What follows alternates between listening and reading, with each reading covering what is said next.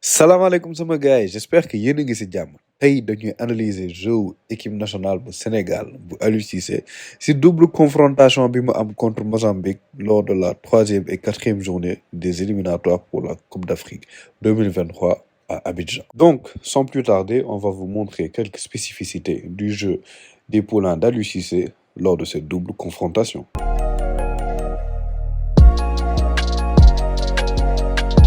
Lors de leur dernière sortie, on avait pour habitude de voir les Lions de la Teranga abuser du jeu long quand ils n'arrivaient pas à trouver une solution, que ce soit au milieu de terrain ou pour trouver la ligne d'attaque. Souvent, on le voyait avec Kalidou Koulibaly qui faisait souvent de longues transversales vers soit son ailier droit ou son ailier gauche. Contre le Mozambique, on a vu une nouvelle facette du jeu des Lions de la Teranga. On a bien senti que les poulains d'Aliou Cissé voulaient mettre en place une nouvelle philosophie de jeu lors de cette double confrontation. On a pour habitude de voir le Sénégal avoir des problèmes quand il joue contre une équipe qui présente un bloc bas ou un bloc assez compact. Sauf que contre le Mozambique, on a pu trouver la solution et cela très rapidement. Le Sénégal n'a pas hésité de repartir de derrière et ne s'est pas jeté dans la précipitation. On a pris le temps de bien faire bouger le bloc adverse en faisant tourner la balle de la gauche vers la droite sur notre ligne défensive. On touchait le milieu de terrain, s'il n'y avait pas de solution, on repartait encore de derrière et le décalage venait très souvent de cet élément-là, Boulaye Dia. Les décrochages qu'il fait pour venir toucher le ballon dans l'entrejeu créent un déséquilibre dans la ligne défensive adverse. Comme vous pouvez le voir, il est souvent accompagné par soit un des deux centraux où il aspire vers lui un des deux latéraux et c'est ce qui crée le déséquilibre et l'espace pour les joueurs de côté qui peuvent aller dans le dos de la défense. Et c'est ce fameux décalage qui va provoquer le premier but marqué contre le Mozambique, comme vous allez le voir en action.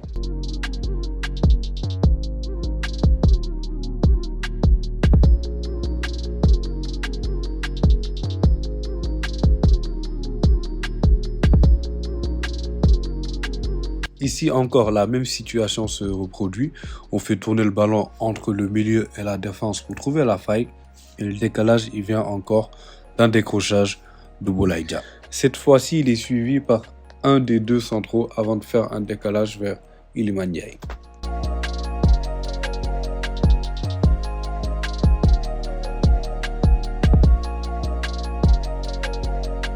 En outre de cela, on remarque un pressing qui a été mis en place dans le premier tiers de l'équipe adverse après la perte du ballon. Ce pressing est habituellement déclenché par un joueur et dès que c'est le cas, il est automatiquement suivi par ses coéquipiers jusqu'à la récupération du ballon ou jusqu'à ce que ce dernier sorte des limites du terrain ou qu'il y ait une faute.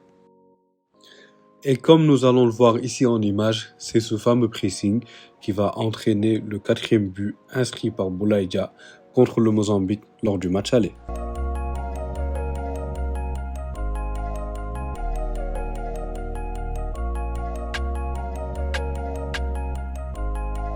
Nous allons retrouver à peu près la même situation au match retour au Mozambique, sauf que cette fois c'est un peu plus loin dans le terrain, dans le second tiers, mais c'est le même procédé, le pressing à la gorge, et dès que le ballon est récupéré, on se projette vers l'avant, et c'est ce qui va entraîner le but de Boulaye Dia lors du match retour.